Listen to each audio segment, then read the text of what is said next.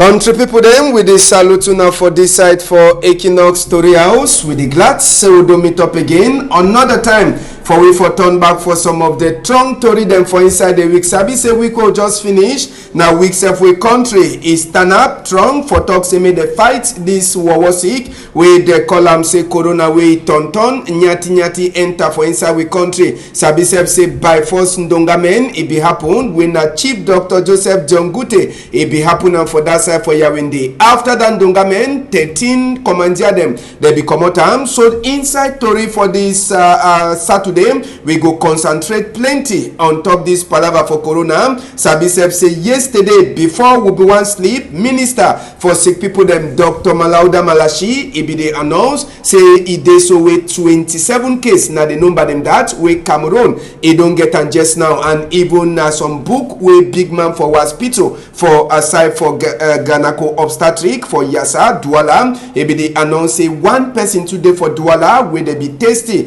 where he get that sick. So inside Tori we go talk on top palabam for this corona. We go the ask question, we go the try for find out if ngomna they be one wake up for sleep over late or over early and they can commander the way they don't put them if he go help for say make thing they happen. So now just the thing that we go talk inside PIDGIN news debate this afternoon palava for corona we must to join hand for fight and so for sika that one I call na two teacher them with them say the day for inside different school them where they look as we picking them say they know this school just now. Oga Ndumu, thank you plenty Pa Ruben for your time. Good afternoon.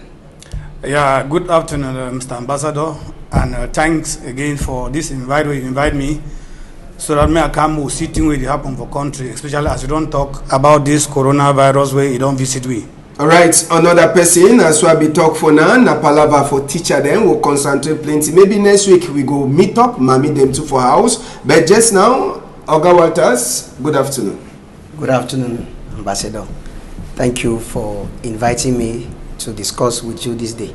You don't talk with Elisa, we talk now PIDGIN for this side. Sabi say you never forget the rule for this man house. The rule for the house now PIDGIN.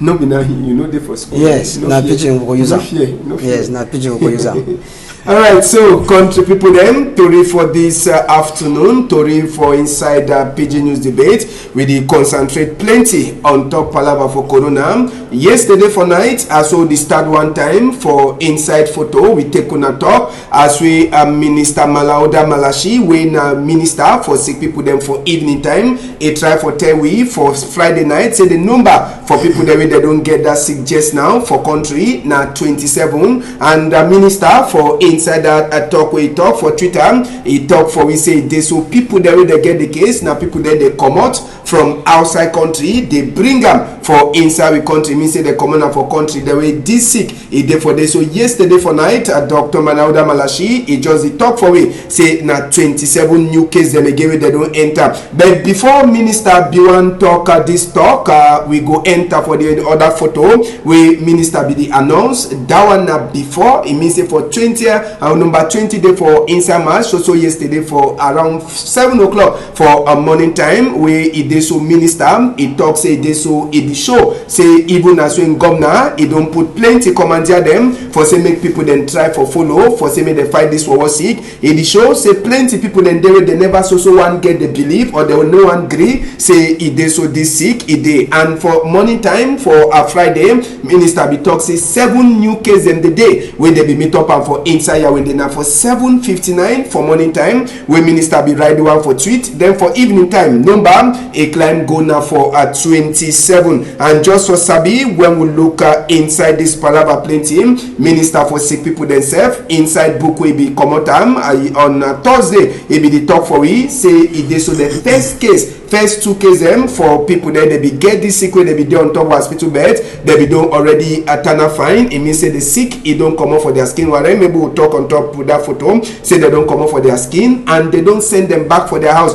Good news it come but that's where the good news be the come with the number for people them they be the gonna only for up bed they were what to really worry with plenty now Dr. Malauda Malashi where he sign some book for talk say in the talk for 195 people them where they be there for for on top Air France, we be land for Cameroon. Number 17 day for inside this moon. Say 3 people them inside that aeroplane, they be get that sick, and it beg all these 195 people them for say may they try go Tana for some side, check their skin, or 15110 na number that. Now we go remain on top of this chapter just for tell we say well we look at just now condition for inside Africa.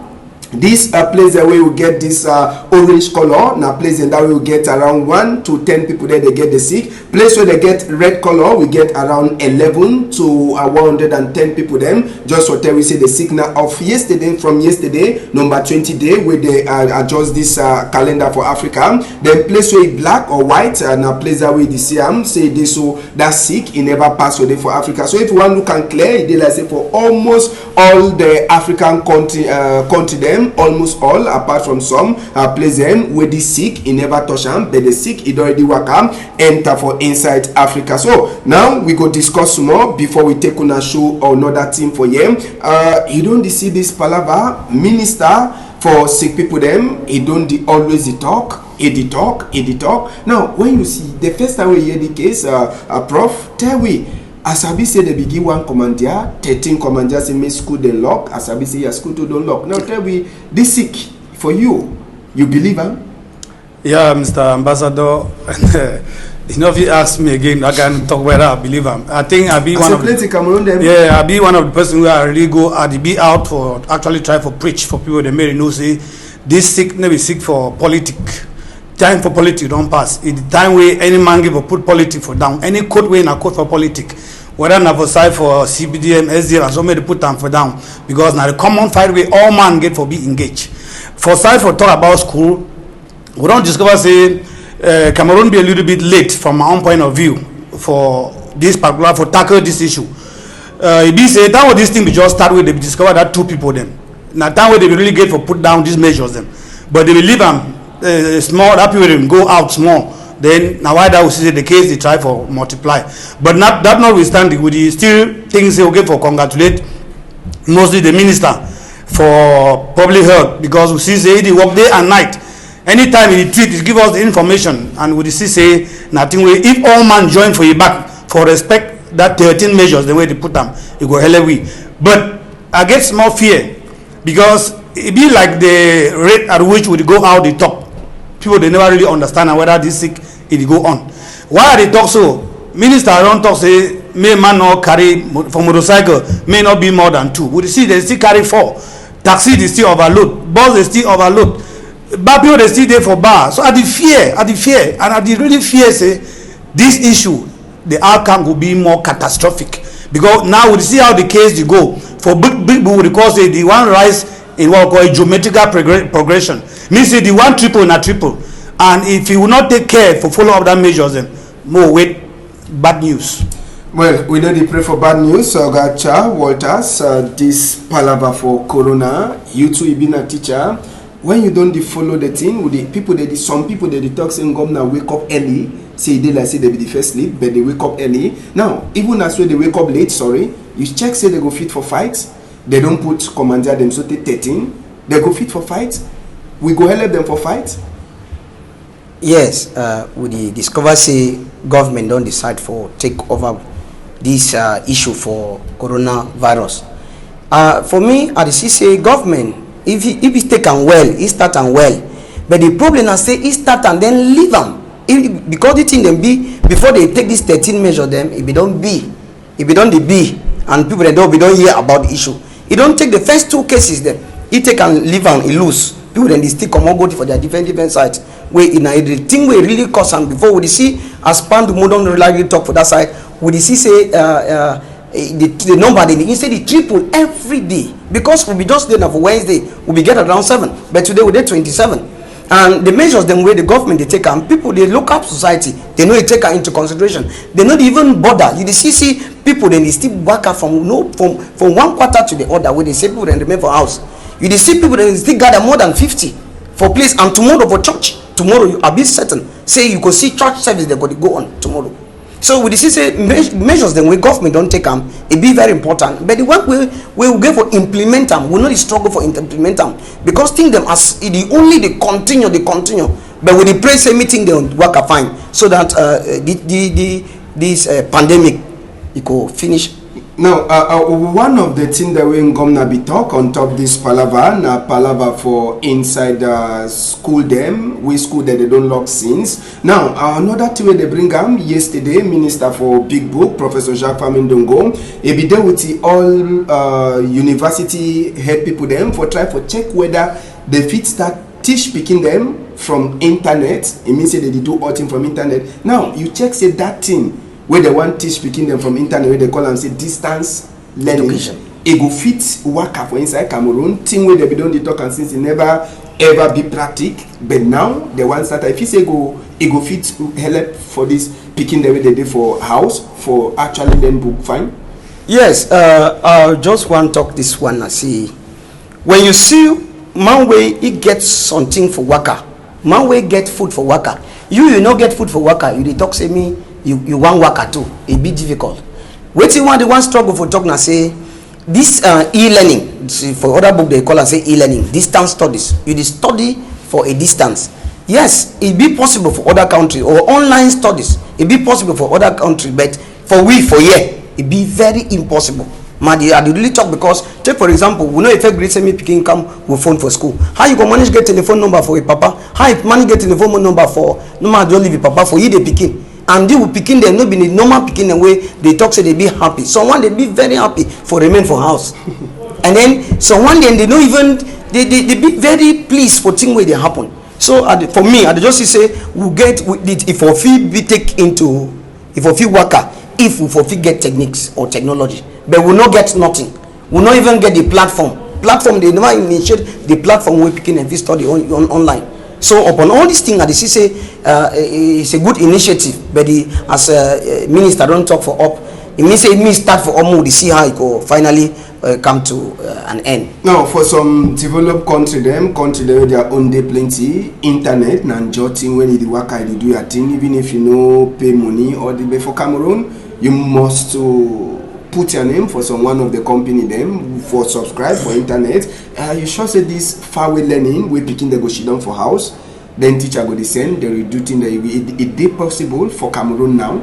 Yeah, for as my brother for they don't talk for here I never see them to be possible because we don't really wake up late. In fact, Cameroon still believe they believe in those days. You know, if you get up one day, just decide for begin what when born begin they start level by level. It start small for creep. After creep you start begin work at the fall before you come. Cameroon if you just come way they never born you. They want be for go for e-learning after the party we don't talk. E-learning they show say they don't get for prepare over time. The first thing we get for discover for is for Cameroon. The law the first shows say people forget ID card for how many age. Means most of that people will refer talk so they don't forget ID card for if you register forget connected for that most of that internet structure.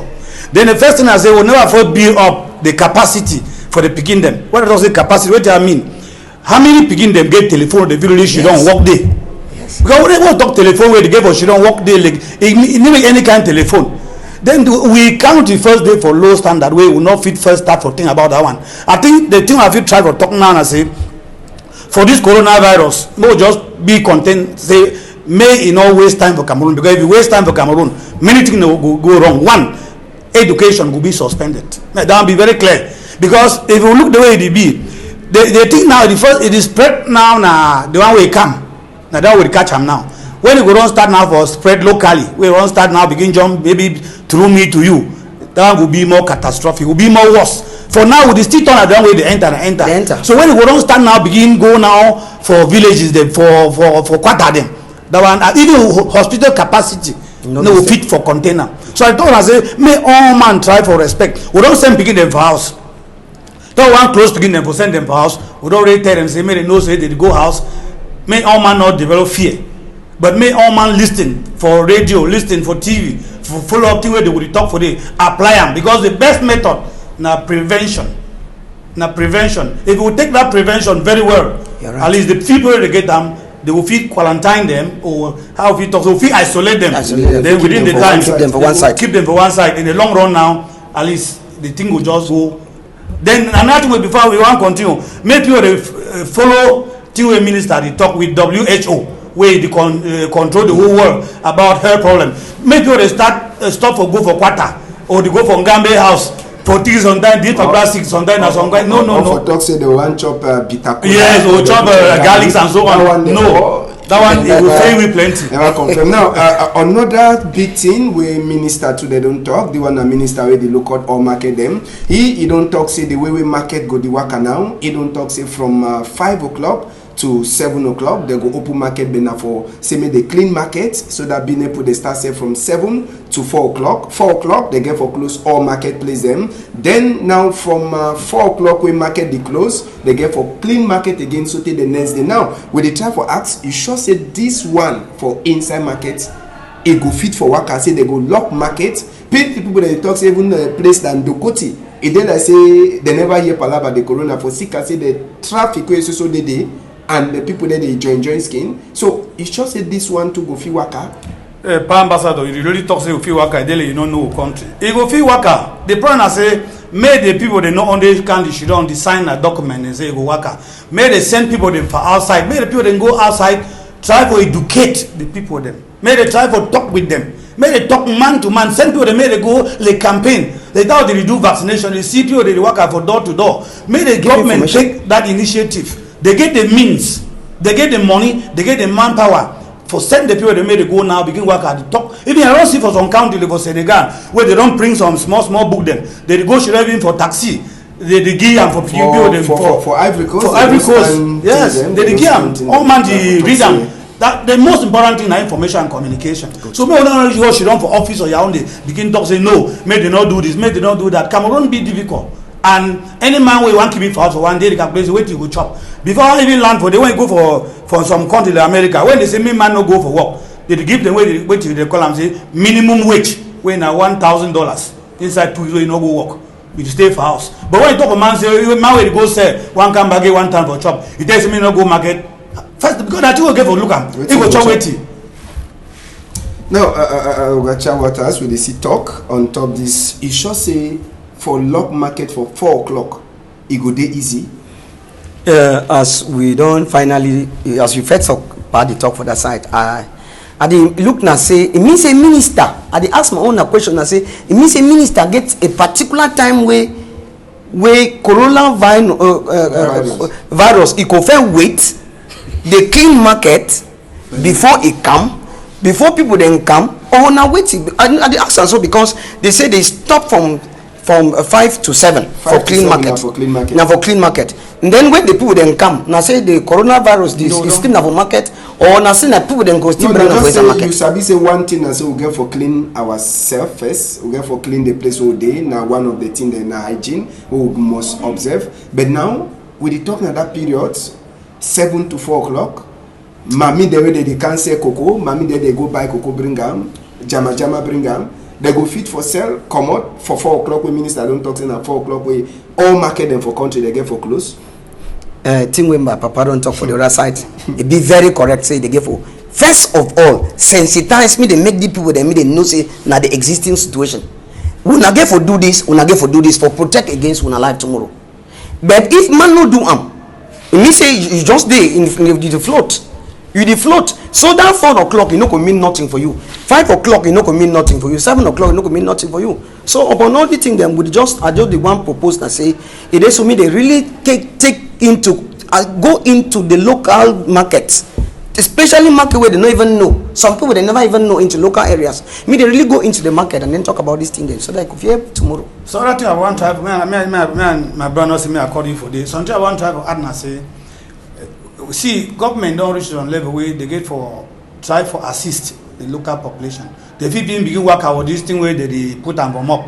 Share them. They share them. But they sell now. The price don't go from 200 to 700. It be nowhere to be found. So they go get that thing. If you go labor market, they insist. So if you not get that thing, you may not enter our market. Now so they wait for container. Then secondly, make for any door for market they put those watch out for disinfect your hand. Yes. For make so any mind one entire market it get some level of purification. Yeah, purification. But if we talk now say for can begin you don't make all that kind language them. And then I'll be one also at a so if they forfeit open another channel, it means the government open some particular period where they talk for people them for even for media all time, even for country talk. Yeah. For some local area, even for country talk, you tell them for your country talk, they go yeah, and I believe say it could likely get an impact for our society. Maybe like we too the talk for here, we will be na Tory people them. Now just for talk and maybe for art, the key advice. Now for say waiting, say men gom na try for sabisi no be na all man the look tele, no be na all man the hear radio, no be na all man he get phone. So some mommy they for village where they never sabi to it happen. Now for say the money where they don't put them, they fit send people them where they work for different ministry them for inside that bush zone them. For say me they talk for that people them too on top this palaver. And just for sabi say one of the strong commander where they be taken. Now for say me they lock border them for say make aeroplane no come whether na for up, make ship no come with the people them, and make even people they no work from one country to another. And that one it don't worry plenty people them. Make we take una go for airport for Kenya. Also the talk just now Cameroonian they since inside Wednesday na them that since for Wednesday they don't deny them say country it don't block airport. So plenty Cameroon they pass 200 as we to re-enter we here with them too. They don't tight for Kenya airport. Image on the Siam na live image where they come up from Kenya and for their airport where it is so Cameroon there they be one come out come they want enter aeroplane they talk say border they don't lock so we no day. So since Wednesday this we country people them with this we brother them they don't remain for inside airport for Kenya. Even Kenya too you know the one take these people them. So since all them they now for airport for that side so for Kenya we all them they try for check sense on top this palaver and sabi say Kenyan governor too he don't deny for take them. So their new house where they day now only for airport since for Wednesday and so today as all the talk so the people them so they now for airport they no get no place or go sleep now for on top chair for airport where they she done now for they will all thing it happen. So them too they try for back ngomna for this side say they try for check sense on top this palaver say they suffer plenty. And now we brother them, we sister them, where they don't block them for airport for Kenya since on Wednesday. When no day at all, we go surely turn back on top this palaver. Now one of the our side that for the commander we gonna be take even as when a good thing for say we block for say make people there they fit get the sick men they no bring them. But we brother them where they day for Kenya since on Wednesday. So today they never fit for come out. They dinner for inside airport. Ambassador, in fact, nothing we do with the smile, nothing we give for cry. When I look and saw, I almost don't shed tears because nothing we mean for be stranded. Do I want to try for art and say, if you look, measures where people they take them, they succeed, but they Cameroon they take them, they not feel succeed because what will take measure we just forget about. If you look for other countries, then when they talk say they want try for stop me flight, they not come in. They send special plane. They go take their nationals them, bring them back, and when they bring them back, government they get low. They go keep them for some time. So if we keep them for day, now we own people, the Cameroonians them, the other people them for that side, they don't get use for them, they don't get time for them. But now we get for arrange, send plane will carry that people them, bring them for country because we not fit one life would the loss of Cameroon here. It over mean.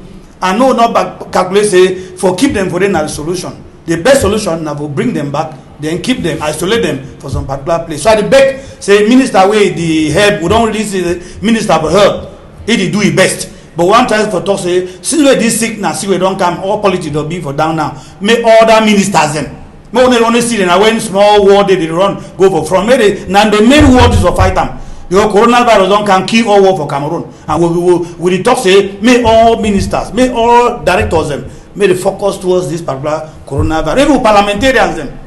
Yeah. If time level will go come for that sound, Dr. Cha or Cha Waters, you see the image where the pastor then now we brother them, we sister, we mommy them. Now for Kenya airport, we wanna see that image so live. They did this since on Wednesday and so they talk now. They so day for day. For Sika the commander will go na take aeroplane, it can't stop. Kenya, it don't deny me they no enter. Cameroon, they no fit come. Which kind way you fit check say country if you do for help these people them? Where they come out, they wrong come back for their country, but they don't lock border them. Where no day for them? Yes, Pa Ambassador, I just want to talk now say the kind of situation will really get for cry. because you imagine say rain don't block you for inside forest, you don't know the distance where you give a cover for this house.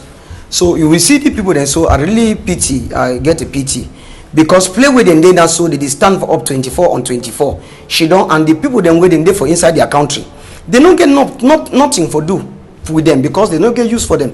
So as the decision where we don't take measures, we don't take for block borders, we know for necessarily block borders now for we own people them. We for the block borders now for outsiders, and you discover say most of the things they now the white man then they bring them for we, and most people will not be Cameroonians because you don't start the first one we will discover not be Cameroonian we will bring them. They be talking a Frenchman. So we really careful really see this situation and then make sure say me the people them where they come in when don't be Cameroonian then me they block road for them, leave road for Cameroonian. When they come in for their own country, they find some place we tango we still get forest for east. We'll go for east for Betwade, we'll get big forest. We'll find forest, go leave them for there, and we'll not be isolate them, they'll not be prisoner. When they keep them now for study them. And then when you study them under good condition, not be say we put them under bad condition. Under good condition, when they there for some time, we could know whether they with how their health situation then we could integrate them back into society. Now, that one it could really help. When you talk say forest, it means the go don't monkey. No, I'm not talking. No. I talk the forest. What it mean? I say so. Other a land then they will never exploit them for east. We will keep that one as maybe a reserve house now. It's possible. But here, try to make say what you call that forest. You go feel fighting the people they for camp.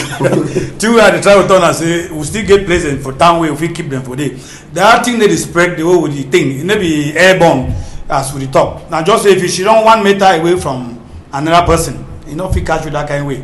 Till okay for do now say if you look the way the structure don't be for Cameroon, they will don't regate for isolate some particular area them where the people can keep them for day. And for keep them for day, they will say may they not stigmatize them.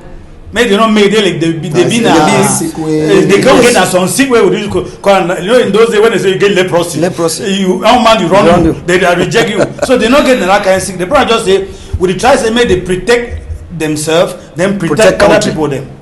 No, for this case, for this we country people, they will turn back for them. For this case particular, waiting you get for talk for governor for country, Chief Dr. Joseph Jongute, as I say now the local governor, and as I say go surely the following. This we country people that they don't turn up for Kenya airport since for Wednesday Sote today.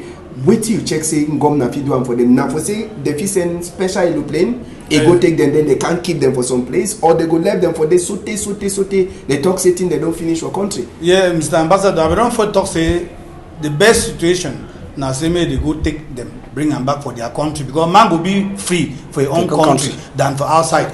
You see, what one new thing we get for this guy say when you don't go for China, go for America, they get day by day, minute by minute update.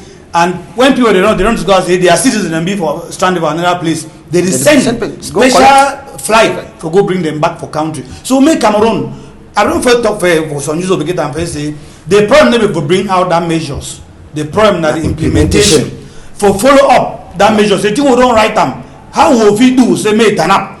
If you not okay, may I tell you something, Mr. Ambassador. You know, would you go right for Kenya? For here they don't talk say may man not carry 3 people they carry 4. Or this only for we need to implement them. So, but at the back say if Prime Minister the listing for we, never only we go talk. And the highest thing I get for talk for the country, as they believe say, for criticize government, never say hate government. We get to what they call them say constructive criticism. They will get negative, but we will definitely teach them. We look in terms of the positivity, where if we had say may this spread may reduce.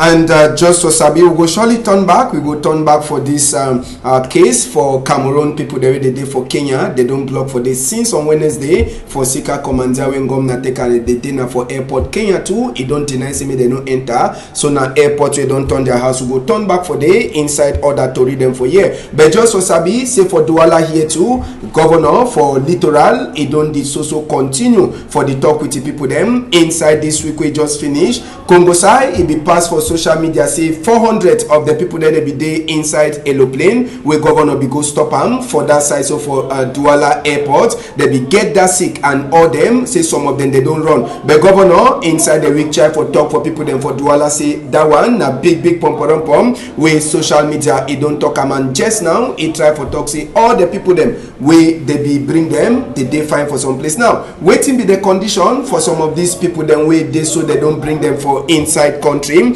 Make we take una we be worker for some of the hotel them where they keep some of this we brother them and we sister them where they come out for inside aeroplane night we commander it be pass they go lock borders. Make we take una turn for some of the hotel they just now for try for talk sabi say plenty of the hotel them we will be meet up plenty of the hotel they will go, plenty of them they vex for the kind of way they keep them inside hotel for inside the hotel them sabi say outing it be start now for airport we governor Samuel Jodoneva Dibwa he wait for say make the 2 or 3 aeroplane there they begin for land that night, make all them the land as well the land it be try for talk for them say two way they do then they one lock them but they just one make and say make them look out all people them so they be park them all now for inside motor as well they put them for motor direction where they take them go now for different hotel them for town. And for Douala here we get like some 4 different hotel them where they don't put them for inside. One of the hotel them is just there now for corner to the house here. One of the hotel there where they go we be land for that hotel they be deny say make we not take image for that side but we sabi we take we own camera with it if we take some of the people that they should done for outside like say they no get family people them now just for sika say they don't deny them say make them no meet up with any man until we be meet up security for them but palava for a skin for sick will not be meet up ambulance where even turn up for them for talk say okay for yeah these people they say any man will get the case they feel look at them. Also come out for this first hotel for inside Aqua we go for another hotel for that side will be meet up security put the day far away from the door the place it be quiet they no be even angry to more enter but we enter inside the hotel we be turn we take some image for people them bed they no be fit for even left people them too for enter inside the place for talk with people them now for tell with the kind of condition where they put them from that hotel we be go for different hotels so for inside Douala here now just for check the condition where these people that they should on for this other hotel will go there for Savannah side we be enter for them also we reach for the country people them now for here we meet up security and we see ambulance we turn up for tell we say true some serious thing they happen we be meet up 2 Ngondere then where they deny them say they no see their people there they come out from one man country but before for roads as well we the enter we be meet up some man where they don't drive it come out and for hotel for Sika Palava say that they can't keep that people them for inside but just sabi all the hotel they will go now for this hotel where we go enter so now for they the team be they serious for Sika say even one of the people them where they put them for inside that hotel they no left no man for see them anything where you get you can give them for near them now then go enter for go give them for the people them so now the condition then that and sabi say plenty of the hotel them they talk say they take them now by surprise they no be even talk for them say that they bring so and so people then so they bring them then they get for beat by force for some people then they be there for inside that hotel for outside. Make we take una to go for Yawende side to be turn for 2 hotel them where they be keep some of the people that were the day for inside this same condition for this hotel as well land security be there but we meet up the people then say where they vex the people they be vex plenty for Sika say according to them they just take them can't throw them like say they be dirty people them chop they no make arrangement other thing them they no make arrangement some like this my brother way he deal with it he talk say he no say no well he say he dey fine say he no get any sick he no know why when they can block him for inside hotel he talk say he dey fine he know not to know the do him this two sister the way they walk to for the hotel they say them be surprised for say they bring people them for night for that hotel say they no be tell them say any person they come and sabi say for Sika say people they don't sabi say so and so people they dey inside quarter people then say they staff here as well they see the face all the quarter people they staff of here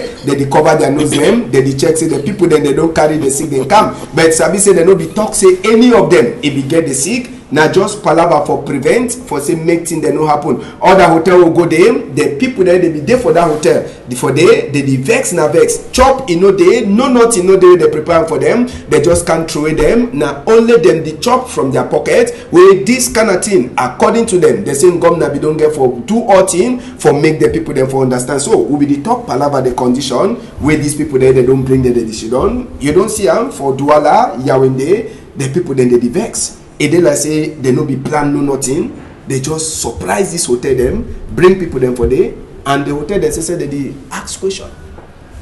Mr. Ambassador, I just want to talk like Mr. Ndomo don't talk. He don't talk something for here we really need for know them. Cameroon they always bite more than his virtual. Cameroon they just do their own thing like God. Because sometimes God know they ask you something, but they just do and they do them perfectly. But Cameroon and the one they do their own, they don't do them perfectly. Because okay, imagine for an inside a hotel, you they bring people where not talk to the people then say moon and they expect this number of people there. You never make no provision. People they not be goat. Or would relate or even a goat you give a goat for play with chop grass. Then now you just take some person where you come out with from a play way be they fine. You can't just abandon tea. You know we see family members. Yes, now for preventive measures.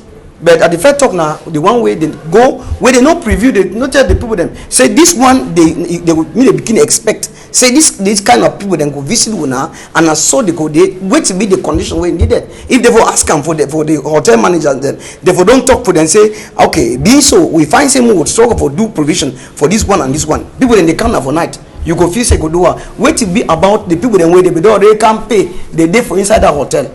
If put people more standard. So I just want to talk now say if we find we begin to preview our thing, we begin to nothing we'll ever do and tomorrow and then do and fine so that if you don't go disturb people. Look, sometimes if you as we see for the way people then don't start the fear for where they stay around. Yes, people then when they stay around they don't start the fear. For me, I just imagine which way if it happen for some kind of quarter for Douala here. It means say people then go just start from drone. So I just want to propose and say yes, the Quran go change quarter, and then sometimes even the name of the hotel. As we see so this hotel then where they show, so we don't know what will happen about people. Then people will take some time before we go for that very hotel normally because you go get a negative impression and the quarter then when they inside it be also be fine. For me, I see say it be a good preventive method but poorly administered. Application no. They no apply and well because if they apply and well we no forget no problem. Ogandumu, this the condition then for people that they don't bring them for last day after the commander for prime minister. What you get for talk on top of this? Yeah, when I look at the belief say Cameroon quickly run into this thing, they never prepare. They just get up one evening, decide say no, may they implement this thing because when you want try for draw something, you try for look and for before, you try for draw your program so that if you begin implement them one after the other. Because when you want to draw some program, you look the effect. Now, if you look, you realize that way they want to draw this thing, they maybe don't really realize that this Cameroon go jump and apply them immediately. Why do I talk so? They will just wake up say tomorrow school no go day. That one it be funny. Because they don't really get no say they will close school. Then they start give program. So okay, school will be closed for this day or for Friday. They give some days, 1 or 2 days, so that they tell the beginning, arrange them. Now they very fail away, they will fail right from that particular aspect. But two of the turn and I say it don't really be done. It's better to be late than never. And instead, beg na say may government try for make that people they not be stigmatized. May they talk for the population where they around that quarter. May they talk for the people where they bring them for outside. At the end of it, I think the best thing I say, one I say, may their life be secured, may our own to be secured. Now we go talk this condition. We go talk condition for Kabayege Jibril first before we come out for this side. Maybe they go put you image. Sabi say being one of the case them where plenty people then say they be talk condition for Kabayege Jibril where be enter for country just the week or day after when they be discover some other case them inside some aeroplane we enter for inside country and plenty. They be the ask question why they be left Kabayege Jibril for enter for inside country. Why they no be keep it to for some one corner for on top this palava. Plenty they don't ask the question, and sote today on top this palava as soon as Sabi Kabaege Jibril is also there for inside we country. Yes, Kabaege Jibril is also there for inside country, and it's also the mix with the other people then. So people they ask question whether na say been a very important person on top this sick for inside we country where Kabaege Jibril enter. So people will surely enter for look on top this palava for Kabaege Jibril to be enter for National Assembly. It be then inside this week where they be even last the votee like a speaker for inside National Assembly, even as so yes a commoner for on top sick bet, but people they don't ask him whether it is so he get na plenty power pass other Cameroonian them when they keep other people them for one side, they levy enter for National Assembly, she done mix with people them, and so today even as well they say me will not turn up for place them where we get 50-50 people them. It is also she done for day. So people they ask question on top this palava case for Kabaege Jibril. Yeah, Mr. Ambassador, that particular case for former president where they don't see voting the president for assembly. The case na case where I believe say they don't make Cameroon, all man for Cameroon, they ask whether we really know where we are going. Because this thing not get big man. He not get big man. It don't start now for update. And I believe say for assembly, now then the make law, now then the negate for show we say that law be respected. And obviously how minister he talks say may man not enter the country, if he enter the country, may they keep it for this number of days. Then president for assembly enter the country, pass that particular injunction, go right fast, begin greet you them for day. I want to believe the Cameroon and them. I still believe now the Cameroon and them where they go represent we for update. They represent their stomach. Maybe we will vote them for day, because if now we will vote them for day, look man where you don't come up for sick bed, come up enter the country. Instead for respect, show we say law they vote okay for respect them. He come out, can pass, enter right for assembly. And if he come from one of that country, will be highly infected when in France. And if you look keenly up to today, no man never fit tell you whether it be tested, it was not tested, whether it was quarantined or it was not quarantined. Nobody's telling us. Then one other thing I say, see how country they work for Europe.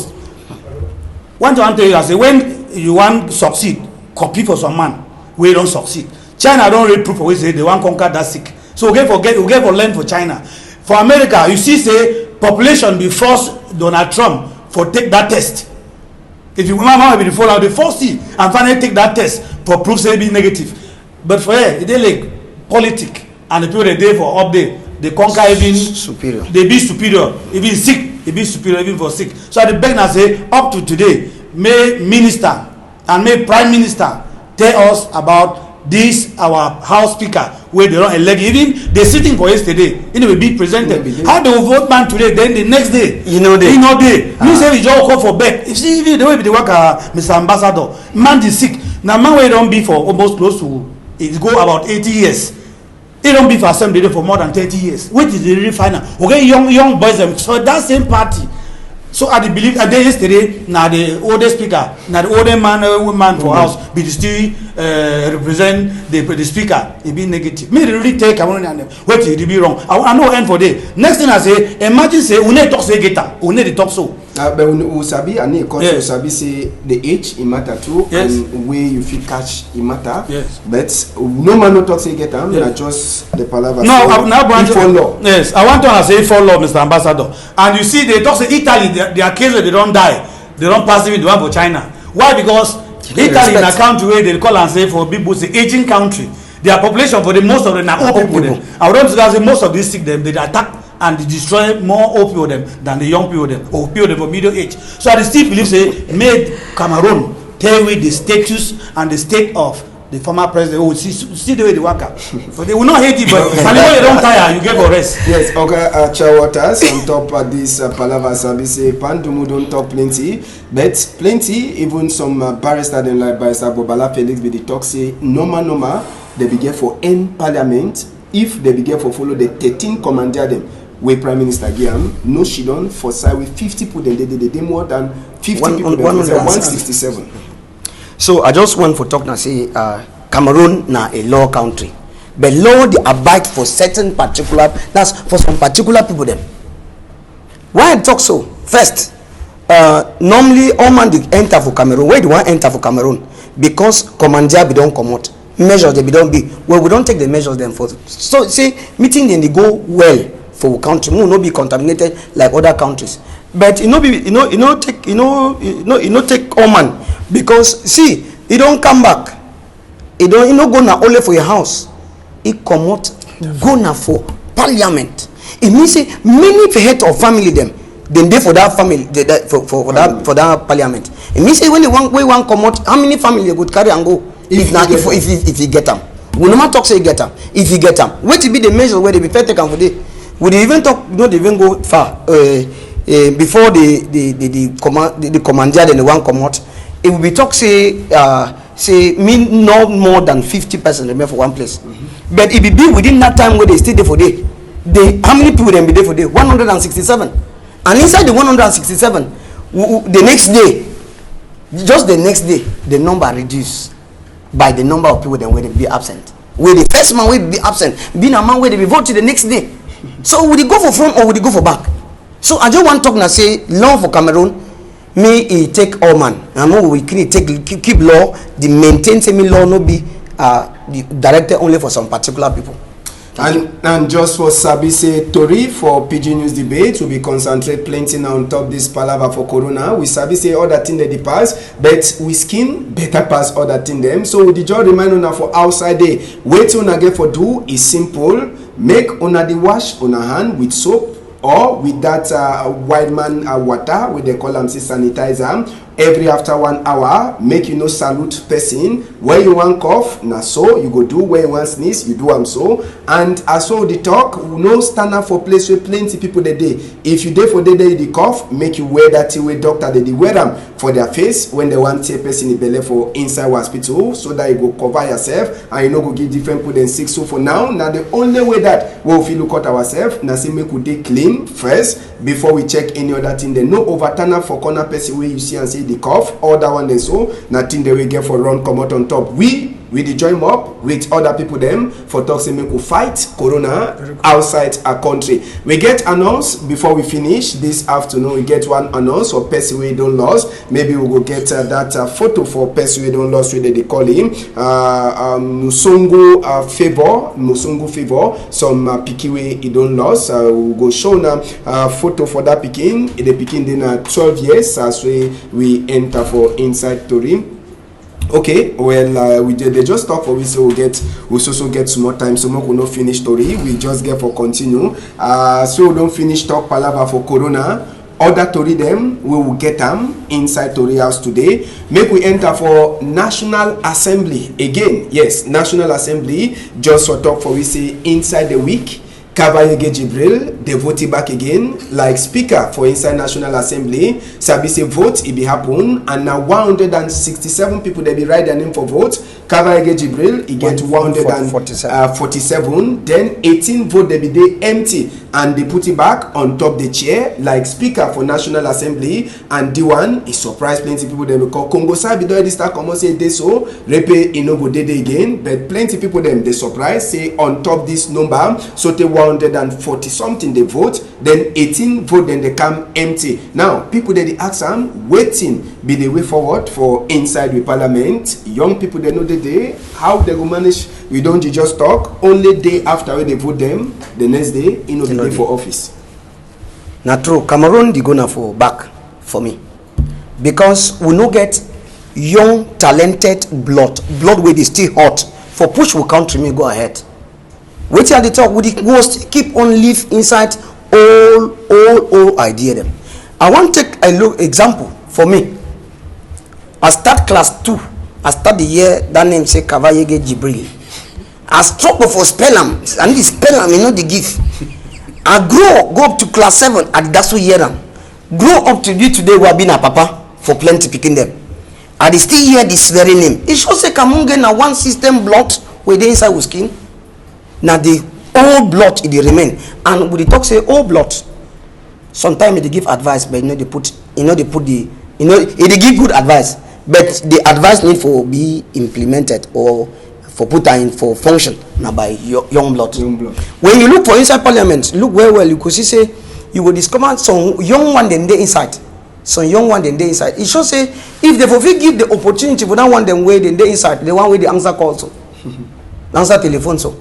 If they fulfill give that kind of opportunity, people will then even push on that thing and yes. You see, as Pardon talk, you even discover say people then they vote for they even vex. And I discover say by if you don't be careful, by force vote you must vote. And now this person you must vote. Yeah, where we sabi say for inside the house we get the party way on top chair. Now then get majority for people they. So where you want look even the opposition where they opposition in power in over heavy. Yeah. That kind of way if you stand up. So if we get to take 18 number them for people there they no agree vote, maybe people they will surely the check say that 18 now for opposition put there. They say surely. Yes. We never talk in at them. Yes. But when you see the condition, you'll be surprised for years they don't vote Repe back again, like Speaker for National Assembly, Ogarube.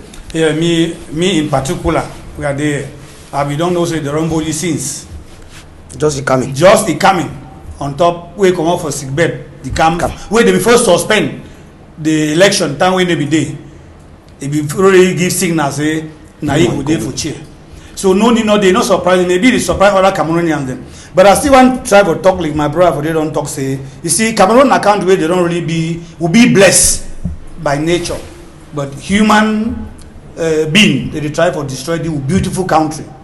Wait till they talk. When you look from up right up to down, you discover that Cameroon is being ruled by aging people, from the assembly to the senate up to the presidency. You discover that look at the age limit there. It's about 80. Now which kind of country is this? We'll go for Europe. You discuss it about people of 35, 40 years who run left and right. 28. Would the back say, what would they want to talk so? Na power where they want time again, because in a power they don't really get power. If na money, they don't really get money. So wait till the time man for chair we will die for chair. If I see, go for Cote d'Ivoire for Ivory Coast. Even this Ouattara will come just yesterday. He don't really rule for 2 terms. He talks no go again. One young man where go try for push country, go for before play way end. Africa they get for begin copy this kind of example. And before I want to even end for this particular issue for the National Assembly, the young people they and also they follow to what they call and say party discipline. It means the thing where party don't decide say if they don't decide now this candidate all man get for vote naive. We get for regional level where within the party themselves people they get for get opposition inside that party. So that made a debate for come out with positive things. They'll talk say how you manage the bites the hand way the give chop. Good, Mr. Ambassador, that's where we cannot succeed. Because you don't buy hand way you try to say may the hand way the feed you may feed you not only one time, may feed you permanently. May not go take chop today, then tomorrow go for pot, the chop don't finish or they we never put someone. Voila. Okay, and just for Sabi work for National Assembly, we never sabi whether they will stop, and that one too now another big mistake. No, a big mistake. If we get for look and they don't follow. If we look the commander Chief Dr. Joseph Dongute Bigi, and one of them now say place where we get more than 50 people them. May put the no she done or na for sick I say they put the she done 1 meter, but even the chair where they she done for National Assembly over there for corner if we no make mistake. It won't look the number then for the chair then. Yes, I don't just finish for talk now say it be something which is you know correct. If you tap picking for primary 2, talk say the one don't do the one, the one don't put this one. Because it is a thing where the Cameroon government do correct. We will get for to suspend this the assembly. It not be a compulsory thing where the model health first, we body first. Any other thing they come. Now reason why they talk from my beginning this morning say this so we na more chop. No matter where work no day we na more chop. We na the chop for live well, and when we na live well, the society they move ahead. So society will be on healthy society. Ma talk on healthy society. Where they so nothing no the worker because even for go work na problem. Even for take anything na problem. Do anything for society na that's also problem. So for me at the least if health they begin for close down National Assembly and then wait when we see thing we feel do before.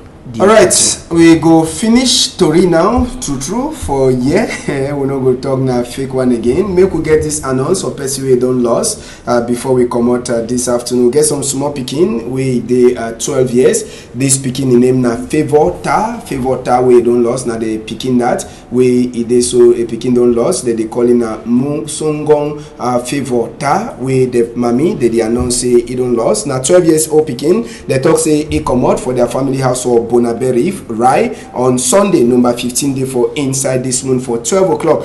But since we come out, they never turn back again for house. So this pikin he talk for Queen Elisa he country talk, and he talk to for Meta people them country talk. So any person who don't see this pikin ma B1 event he beg any man we see this pikin make a try for call the Trinity number we dey for before tele 679-263-725 or 679-794461. If no be so, you fit take them for near them office for that side. So for Bonaberi na Brigade Research as you they put them, if you take and go for the talk say any man where you see this speaking, they go give some small thing for say make you look at your own skin. It means say dash it did it.